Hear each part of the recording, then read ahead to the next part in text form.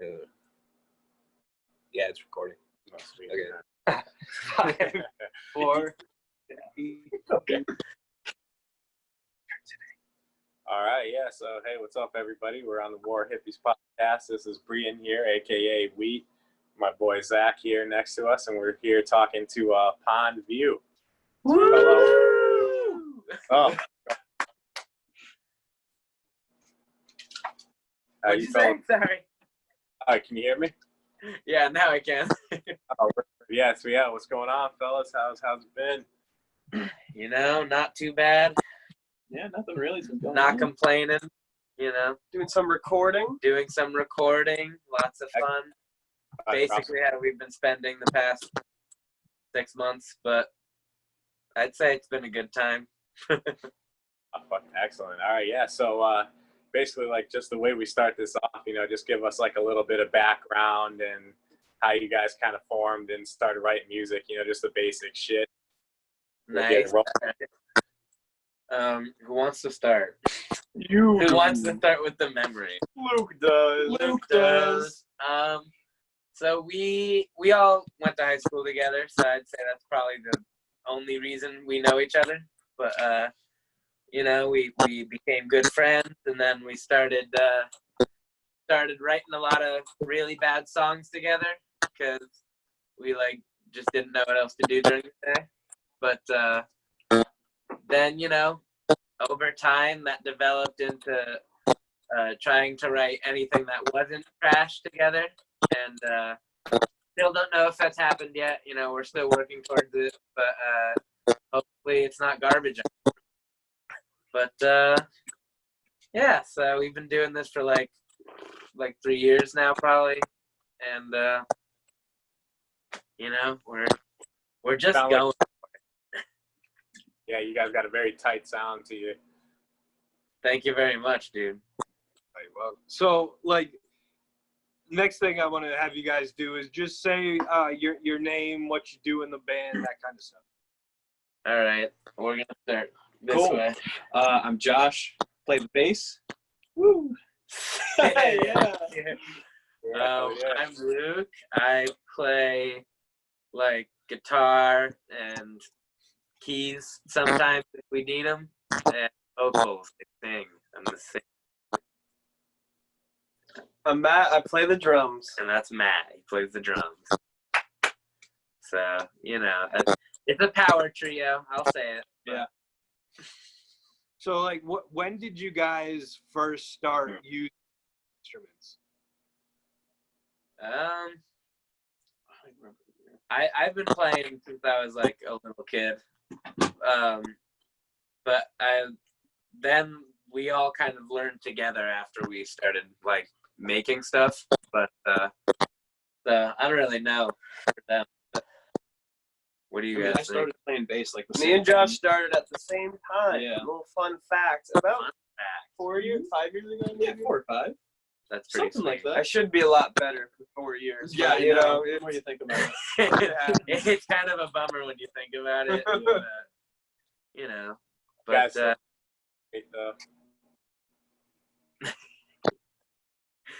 what'd you say? you guys still sound pretty tight, for Dude, thank you. amount of time.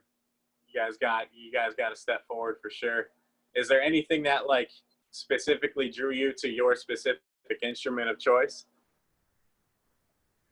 I think about that a lot because whenever I carry around drums, I hate my life. So I should have grabbed the bass for sure. But Yeah, if you claimed bass first, I definitely would have just taken drums. you had a way out. It keeps me awake at night for sure. But I don't know. It's a lot of fun to just smash on stuff. Yeah, true. Yeah, I think it was kind of a necessity thing because I was the only one who knew how to play stuff at first. So I only knew whatever guitar and stuff. So then they picked up the rest around it. So at least now we have a working band. So do you remember the first song you wrote? How old were you when you wrote your first song? We do. We were just talking about that. I have it on my computer somewhere. It was How old were we? Probably like 16-ish. That's like sophomore year, yeah. Yeah. That was our first song together. Yeah, it was called Dustin Hoffman. I do remember that, and I remember we never even like finished it because it was kind of cool actually, but it holds up. It holds kind up. of well, actually. It holds up. But we've definitely, I think, gotten a different sound over time because that was weird. Where we started was a really weird spot. So that kind of going off of that, like how did you develop your sound? How long did it take before you guys felt like you had a concise enough sound that you could start recording records? Oh man. I mean, we definitely like our sound keeps changing because it's like I think we're just getting like slightly better at doing stuff, so then it opens doors to making it not sound like it anymore. But like, because we started making like really, really like low quality kind of like kind of weird. It's like there's some punky elements to it, you know what I mean? But then it got like I think at least better after that. But you know, maybe turned into something that we're a little more serious about.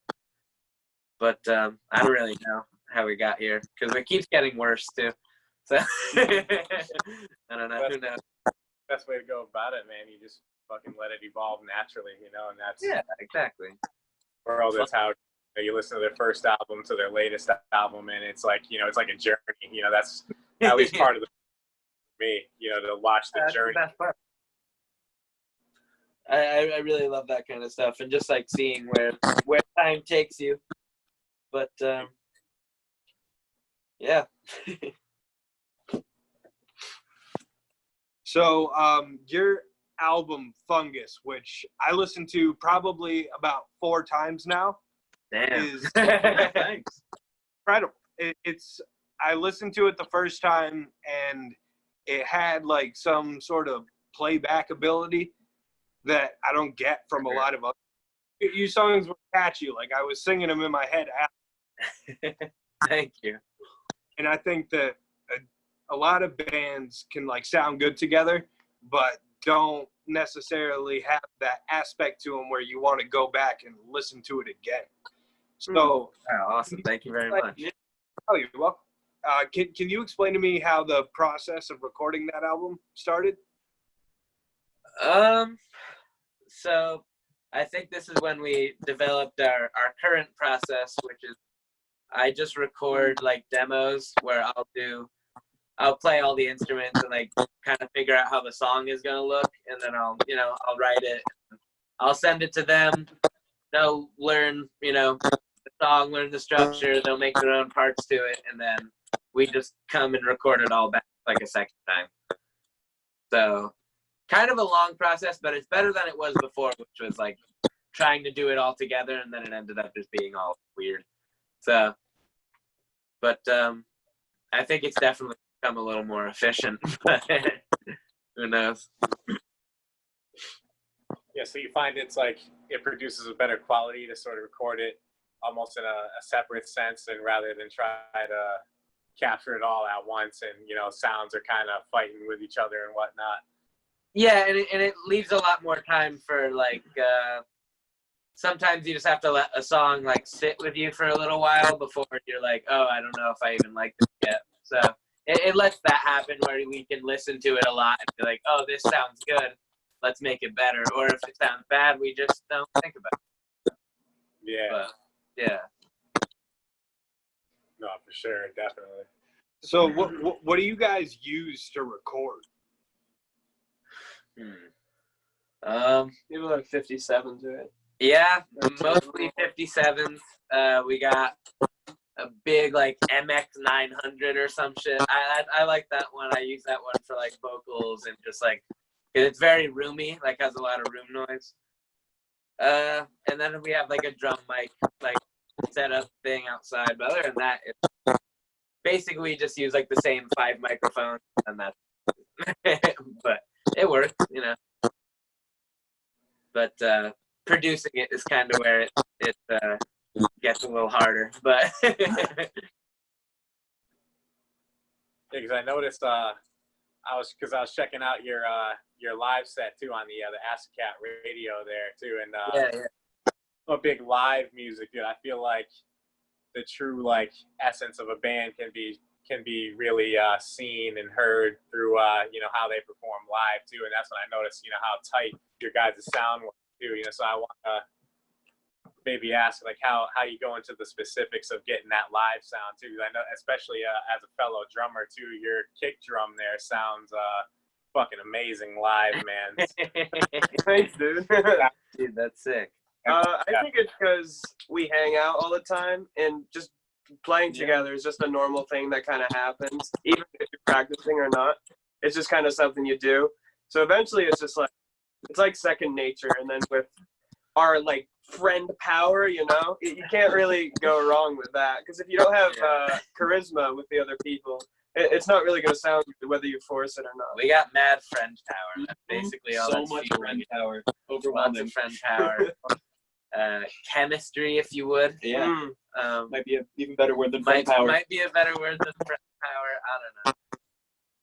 But Those are like the defining thing of most bands, because you can literally hear it when like the members of each band aren't jiving with each other too. Because out of all the music I've listened to, you can totally tell it makes it very apparent. Yeah. Which that's the best part about playing live is that like you're basically just like doing something stupid with your friends, and it's not like. So if one of us like messes up, it doesn't matter. You know what I mean? It's just like about having a good time. It's, just going out there and having fun. yeah, that's a good way to think about it too. So what do you guys have a favorite song to perform live? Yeah, we like to play. It's called "Baby." That song's fun. Yeah. But it's like it's got a kind of leafy We were sound. literally before we like call with you guys. I really like playing Chouette live. Chouette is a That's lot a of fun fun- live. That one's fun. I like Just Fine. Oh my god, that yeah. one's fun live. We have a song we never released that we play live is really fun. We usually end with it. That one is like one of my favorite. I get to play the harmonica, so it's like a fun live one. But how about you, Matt? I agree with Aiken. When Luke whips out that harmonica, baby, the crowd just goes wild. Crowd goes wild. That part is fun. That's badass that like you sort of save some stuff for the live show. I don't feel like enough bands these days do that kind of. Yeah.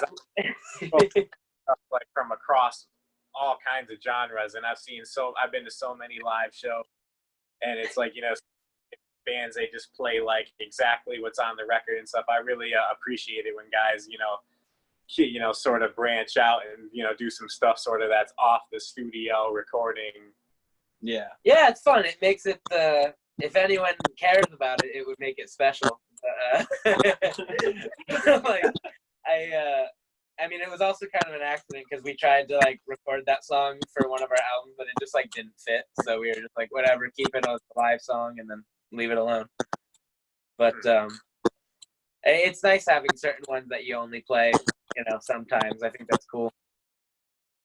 So have you guys ever like started working on a song and got to a certain point in it and then just kind of put it away for a little bit and then went back to?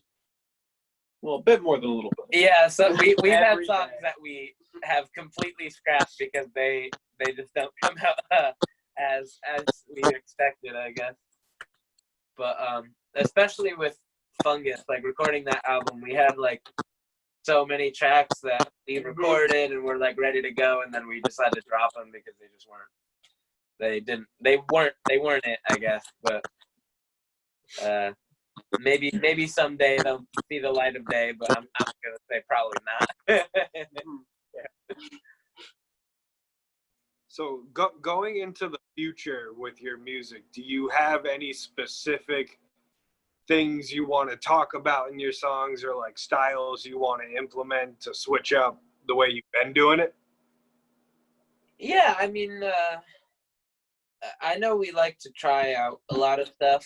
because we have a lot of fun just like being diverse, I guess, with what we want to do. So like we've made stuff that's like, you know, some of it sounds the same, some of it's like really weird and different, but those are usually my favorites. I like when something stands out. But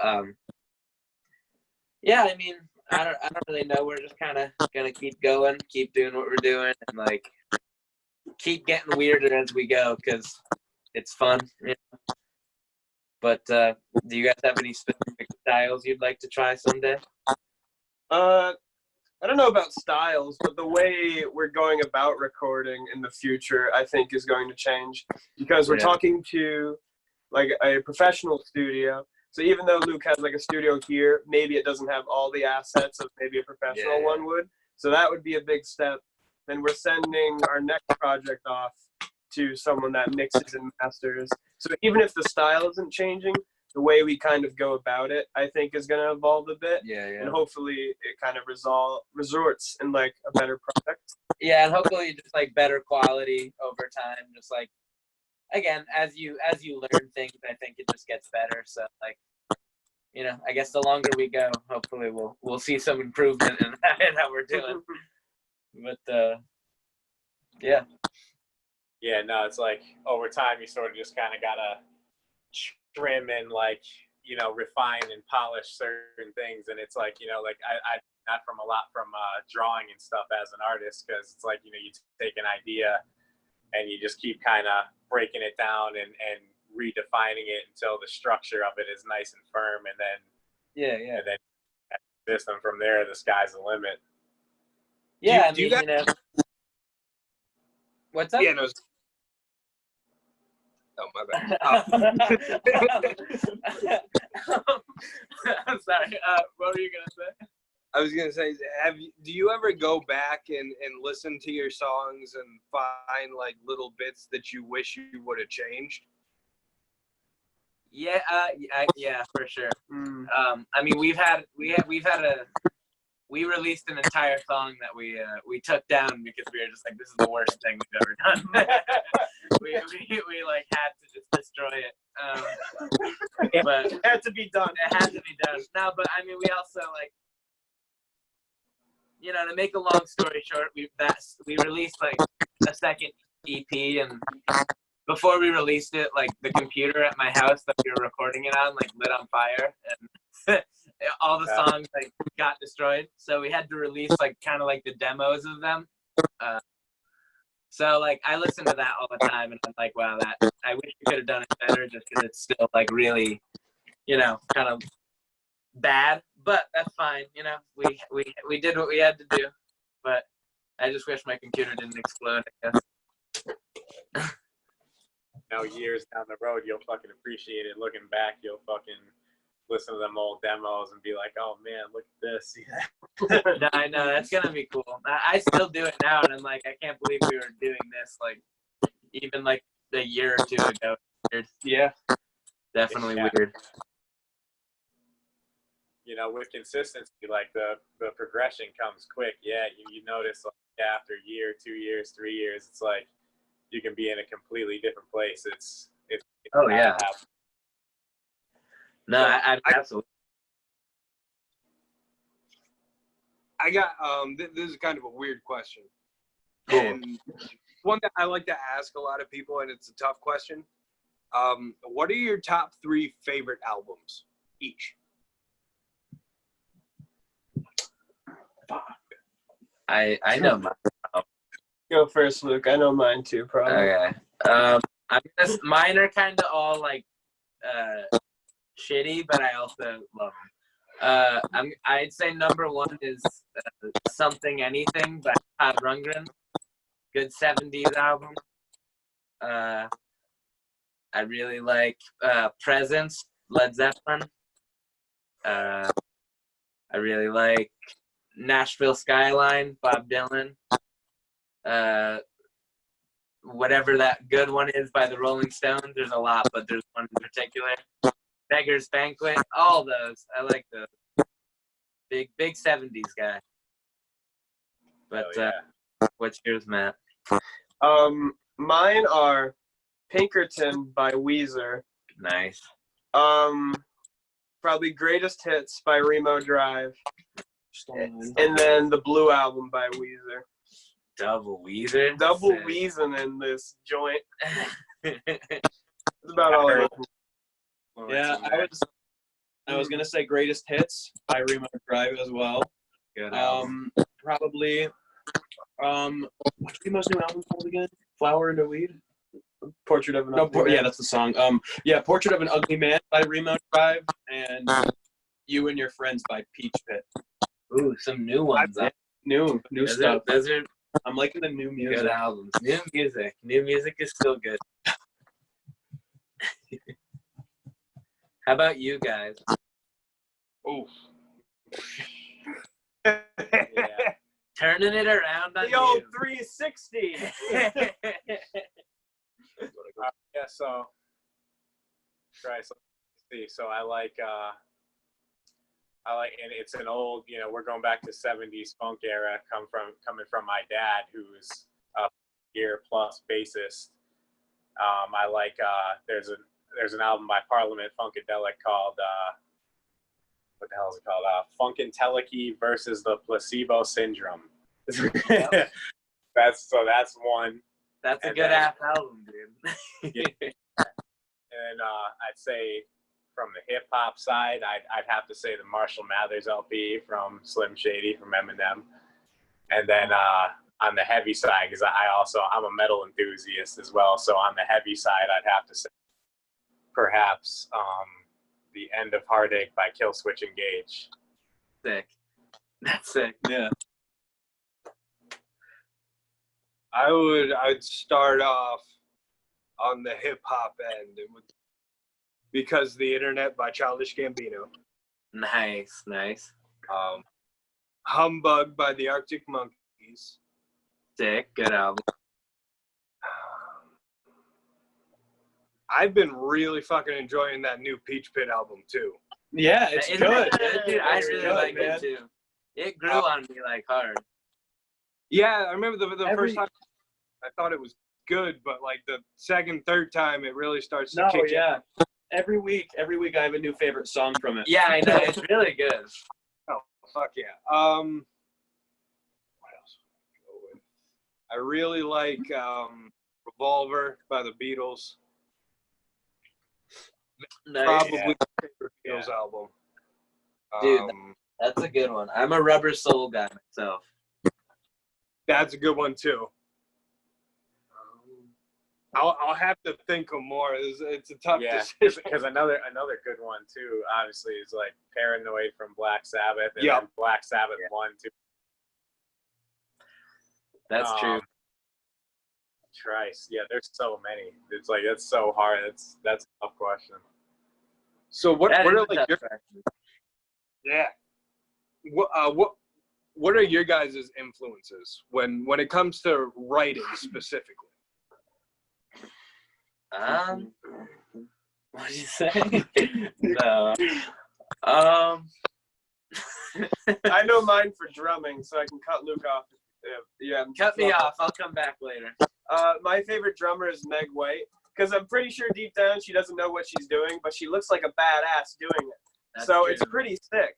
And I don't know a lot of complicated stuff, but if you hit hard enough and you do a bunch of dances, you look kind of cool. Yeah. So if I you like do, her. If you do it all in time, you're fine. It Yeah. doesn't matter. So Meg White's my favorite. I love. Yeah, I actually would say like the White Stripes are a big influence too, because I've been listening to the White Stripes forever. I love them. I think like a lot. My big influence is a lot of like garage rock kind of stuff, like Ty Segall. I love him. Even like the Sonic, people like that, like early garage rock stuff. I love all that. And there's some. I try to throw some. As much as these two don't like it, I try to throw some blues influence stuff in there because I like a lot of that stuff too. Josh likes the blue stuff. I don't really like the slow stuff as much, but we try to cover a lot of bases. We have like an R&B song on our newest thing. It's gonna Spoiler! be spoiler. But Josh, who are your influences? I mean, I don't really have like one sole person that really influences me. It's just like I kind of pick a bunch from like a lot of punk artists and like garage rock artists. Yeah. Basically where I Is there any kinda- like other like certain songs maybe that I mean- inspire you a lot? I like the song Pen Pineapple Apple a lot, Luke. That's a That's good the song I like. I really like that song, That's Luke. a good song. Pen, That's- pineapple, apple pen. That's where I get it. Nice. Well, yeah. No, that's we. A lot of our inspiration is derived from that. I know that. I love Pen Pineapple Apple Pen, pineapple, apple pen. So I love Yeah. it. Yeah, I always think there's like that defining moment, like for anybody, like there's always that one or like, you know, that little small group of like body of work of music from various artists that, you know, you hear when you're at a young age, and that's like the trigger that makes you want to play certain things. Hell yeah. No, I mean, like, I know, like, a big thing for probably all of us is, like, growing up around a lot of music and, like, hearing a lot of music your whole life is, like, great because then when you listen back, you can kind of hear where all the influences come from, and it's cool. That's, like, I don't know, something I like to think about. But, like, especially, like I said, even with, like, my favorite album, like, ever, I still hear, like, some of where, like, I come from that. I love stuff like that. Absolutely. Yeah. Especially like I can relate to that growing up with my dad. He's been, you know, a musician all my life. I was like more or less born in it too. So it's like just being surrounded. Like I have like, you know, I was sending him snaps the other day. I have like, just like my house is like cluttered almost like a hoarder's house, but it's just plain instruments. It's like, you know, we have synths, we have basses, we have, you know, drum set. So it's like, Same. you know, Dude, my basement looks exactly like that. As you're telling me this, I'm like, oh yeah, that's like great. Yeah. So, who had like the idea and brought it forward to the rest of you guys to start a band? Were you the one who was like, let's do something? Because I remember one of us like initially Probably. said something. At the time, I was listening to a lot of really, really bad pop punk. So I was like, oh, let's start a pop punk band. And then once we realized that was like the worst thing we could ever do, we were like, okay, we won't do that. But so yeah, I remember coming to them and being like, we should try to write songs. And then I would write like really, really bad songs. And then we'd be like, is this a good song? And then no, it's not. And then so we never really did anything with that for a really long time because of it.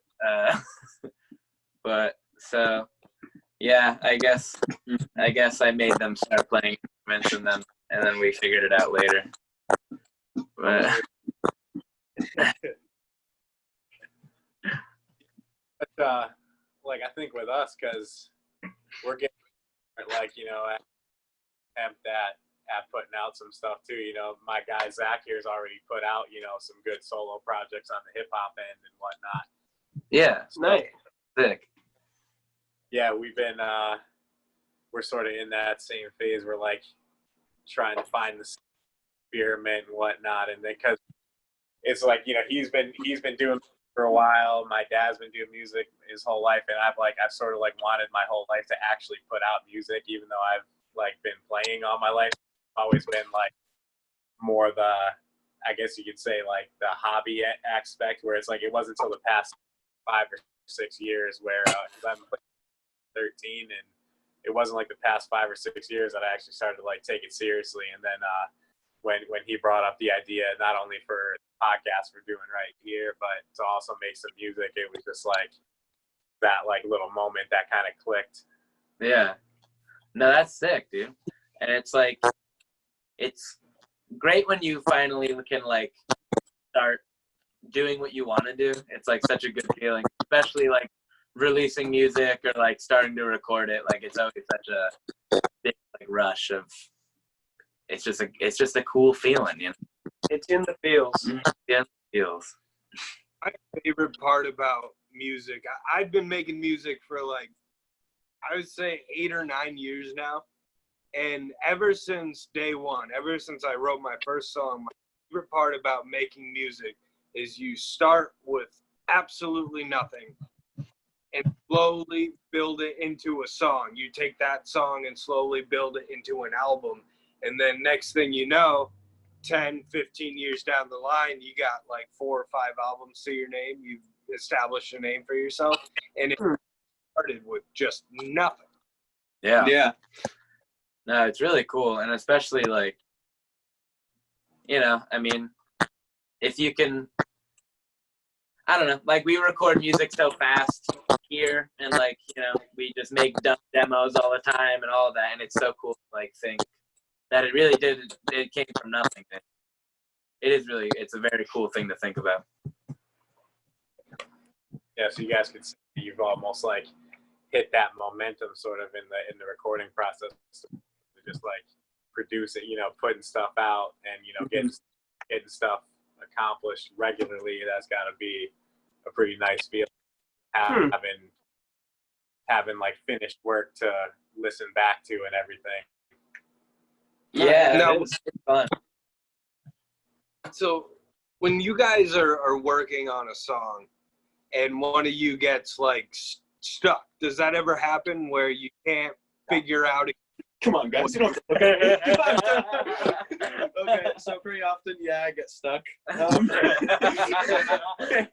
I get stuck. The recording process is sometimes a little tedious for me, but I mean, you know, I'll get a little flustered, calm down for like 30 minutes, go back to it. Normally, I can bang it out.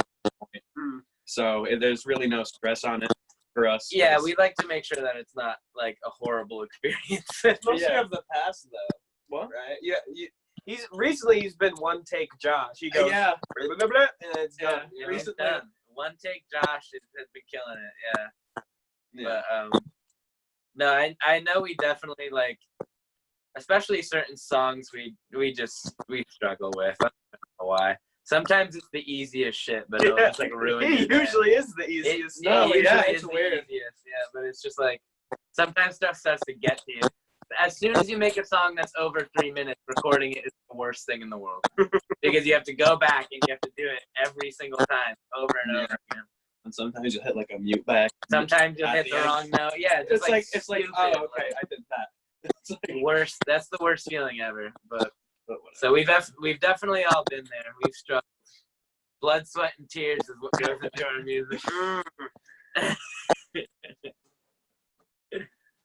I'd imagine getting into like some lengthier tracks would definitely bode much more difficulty going down the road. Yeah. Yeah, no, I mean like we've I don't know. I'm trying to think of one in particular that I remember all of us struggling with, but Homie, the song Homie on Oh Fungus. man, We all, everyone Oh, man. kind of botched that one like we 10 took times. it forever. Yeah, but we got there. We released something at least. That's good. Yeah. But you know, I'd like to think we're getting better at it. Oh, absolutely. We both watched the session you did for Acid Cat Radio, and we were both saying Yeah. how polished you guys seem. And if you guys made like any mistakes during that entire time, we didn't notice it. Really? Woo! That's a good thing to hear. We Because sure did. every time I think back to that session, I'm like, God, I fucked that up. Yeah, me too. I'm like, oh man. Oh, that's so funny. All right, well, that's good. It's good to know that. Thanks, guys. Thanks, guys. It's a huge weight off It our shoulders. lifted a weight off me. The Acid Cat. I've been thinking about that. I always think about that. I can finally sleep now. We can finally all sleep at night because we know that we didn't mess that one up too bad. That's good. That's good. To know. You know, I know that feeling too, like being like super self-critical or yourself. Like that's Yeah. that's a common thing amongst like any creative person, no matter what medium they choose. Man, it's like, you know, just you never see your own work as you're always going to notice some sort of flaw in it if you're the one who did it. So it's always like a real, you know, to hear other. I still even find things wrong with bass tracks that have no errors in them. Yeah, we'll listen back to tracks like 10 times and be like, is there something wrong with this? Is there something wrong with this? I'm bad with that. And usually I have to remind both of them that it's fine and that there's nothing wrong with it. Just like, Sometimes you just hear it. No, yeah. He'll like play a part back for me like 5 times, and I'm like, no, man, that's wrong. He's like, No, no, it's like it's literally perfect, fine. Josh. Yeah, Like, it's it's fine. It's fine. But how long does it take you guys to, after you finish recording the songs and you get it ready to play these songs live? How long does it take you to get it to where you can pretty much nail it all the way through every time? I mean, because like honestly, I'm way better at playing like with the band like live than I am recording. Like Yeah, we kind of all are. We all suck at recording, but we have a lot of fun when we play like songs live. yeah. We can usually teach each other a song in like, not that we'll have it down, but we'll be pretty close, and then we'll just work it from there.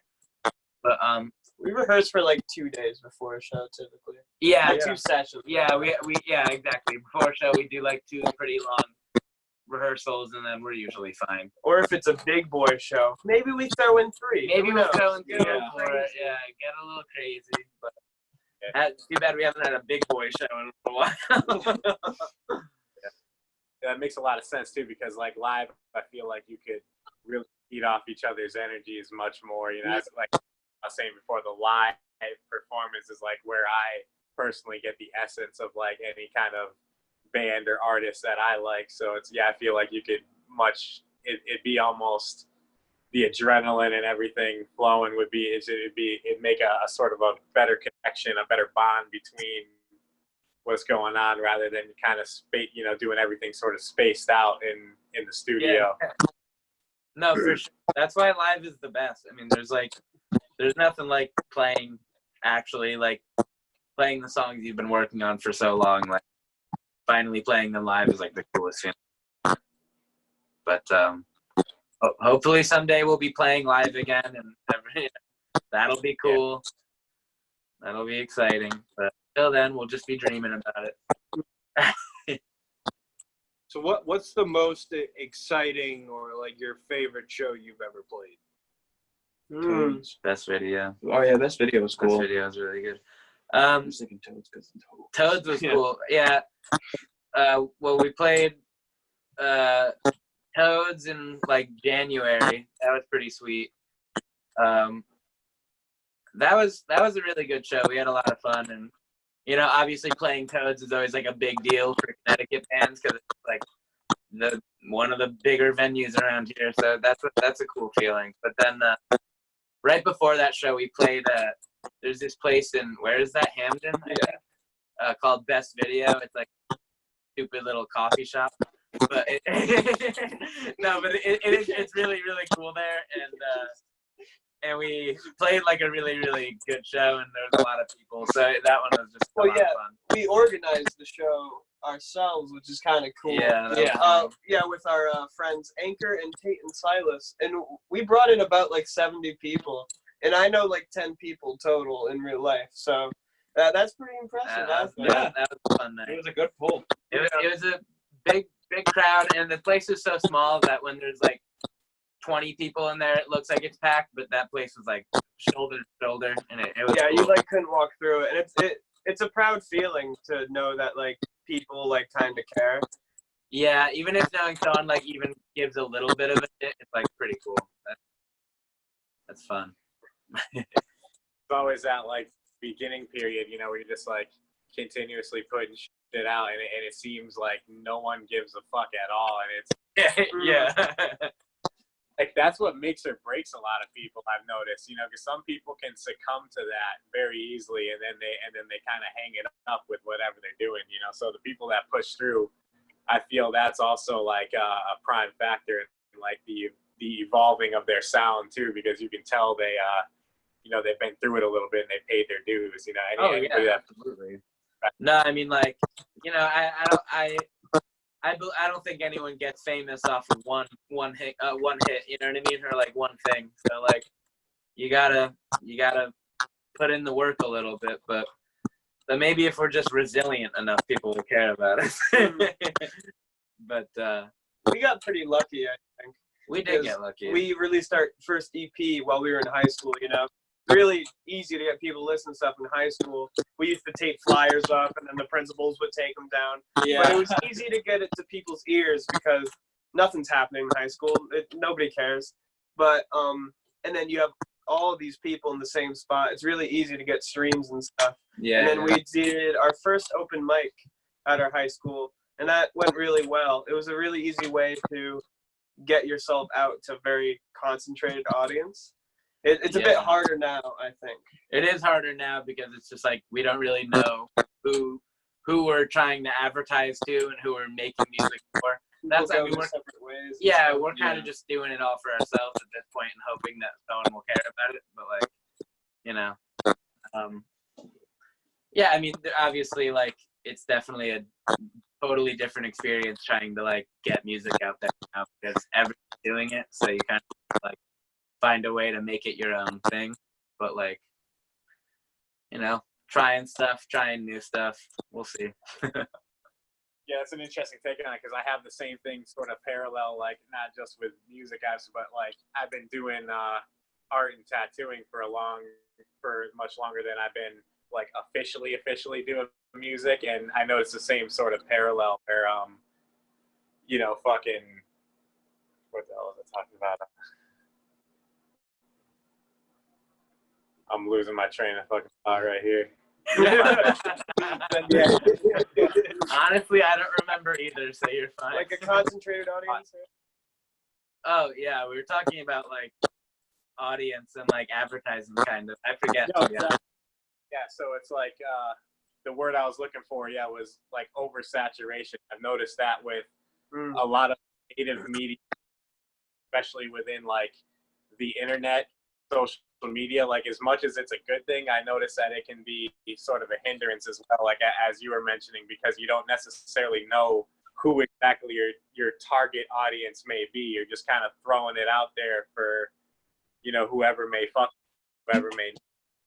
It's a very, very interesting thing to try to navigate in this day and age. No, it really is. It's weird because like I don't know. It's weird like not knowing really what to like do or look for, especially when it comes to like advertising and just trying to get your music to people. It's totally like just a shot in the dark at this point of like I have no idea who's gonna hear this, but like kind of doing it because whatever, you know. Because like I remember when I made the mistake of I put out the first album, if you want to call it that, in middle school, and it was absolutely garbage. Yeah. But I was still like, oh, that's cool. I have like a mixtape or whatever, and I was like, oh, no one else is doing this. I'm doing this. So I burned a bunch of CDs and walked around the school and started selling them for $5. So they would $5. They would go home. They would listen to it, and they would come back and they would say, "What the fuck, man? Why'd you make me pay $5 for this piece of shit?" So I made the mistake of doing that in middle school when I got enough to listen to it. And as I continued to put out more and more projects throughout the years, people just remembered that first awful mixtape. Not even worth checking out whatever this guy does from this point. So Yeah, we've definitely been there too. and I listened to your EP as well as your album, and I love that one too. So you guys came out with something good as an initial like introduction into the world of music. Dude, that's a big compliment. It's funny because we like, you know, we'll every like few months we'll do a check and make sure that first EP still sort of holds up, at least a little bit, enough to be like, all right, fine, like that's fine, we're okay. But yeah, no, even when we released it, like in high school, people still shit on it. Even a teacher said he didn't like our album cover, and I was like, yo, what? We were all just like, all right. What did he say it was? Did he say it looked like messy? It was like wrong. It looked cluttered. He said it looked cluttered. It was just like a picture. I was like, oh, stop. Like, Fucking shut up. oh, stop Oh, wait. it. Like What? like public schools, I've noticed that it's like they always like your teachers or principals, like they always have something to like try to stifle somebody into like going like falling in line and just be, you know, No, being. They really do. They really do. Everyone has something to say, but it's weird. I don't get it. I don't know. I had a teacher tell me not to follow my dreams. Yep. They were like, yeah, I like had to sleep in my car, and I was like, oh, okay. And then that was it. I was like, I'm still gonna follow my dreams though. Yeah, no, you can't ever let them fuck that up, because like I remember, I'll never forget this to this day, when I was in 7th grade. Like, we used to be pretty big into skateboarding back, you know, when we were younger, but you know, stopped wanting to like really fuck myself up and injure myself. So so we kind I really get that. but at the time I was super duper passionate about it and wanted to become, you know, a professional skater at the time. And I remember having like a meeting with all of my teachers or whatever, and then they were you know, sort of asking the basic questions, you know, what do you plan on doing with your life and outside of high school? And mind you, I was only like maybe 12 or 13 at the time. So I was like, no, I want to be a pro skater. I want to be like all the dudes I see on TV. And I'll never forget it. It was like something out of like either like a horror movie or a dark comedy or something, where the entire like board of teachers sitting there just like uproared in laughter at me right then and there. Dude. Oh wow. That sucks. Yeah, that's awful. Get it. And my fucking mom went in there the next day and chewed him to asshole. So No, yeah. Shout out. I would have imagined. Oh Just my because God. you wanted to shred, they were like, no way. Then she ripped a sick kickflip and flipped them on. oh fuck yeah, dude. So when you guys aren't making music, what are you doing? Because you guys are all friends. So like, what are your hobbies outside of music? We're just hanging. Yeah, we're just like What do you hanging. do? We like. I mean, We skateboard. Yeah, we do we like skate a a little. skateboard. That's fun. I have a boosted board, one of those electric ones. Luke likes to sit on Yeah, it. we I ride like to around. sit on it, and fly around. That's pretty it's fun. really fun. People give us some weird looks, but it's okay. Yeah, Videos we sometimes. make dumb Yeah. videos sometimes. Little, like dumb sketches, something, anything to like occupy us. We like shopping. We do. We go shopping. Me and Luke are big shoppers. Big shoppers over here. I have no money, but I like to spend it. Yeah, I don't really know what we like to do. We walk around. Yeah. Wow. Sometimes we sit in the car.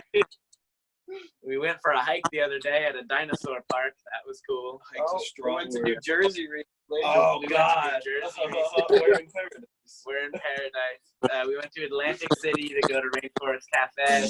That was a piece of It shit. was closed. Yeah. It was closed. That was a bummer. No one called them to see if they were open. Could you believe that? We didn't get to go to Rainforest Cafe, but we saw a lot of homeless people. That was really cool. Yeah, it was a tough one. That was a good trip. Yeah, that's basically it though. And like true New Englanders, you know, that's pretty much everybody's answer around here. Yeah, All related We're to just us. driving. yeah, basically. You know, we You guys want to go walk around outside? We can go walk around inside somewhere. Dude, there's Maybe- nothing to do. That's fine. I look at some stuff that's out of our price range, but at least we went there and looked Yeah, at it. yeah. walked Oh, around. yeah, exactly. Everything is an activity. We can go try on clothes and be like, well, I don't have the money for this, but like maybe someday.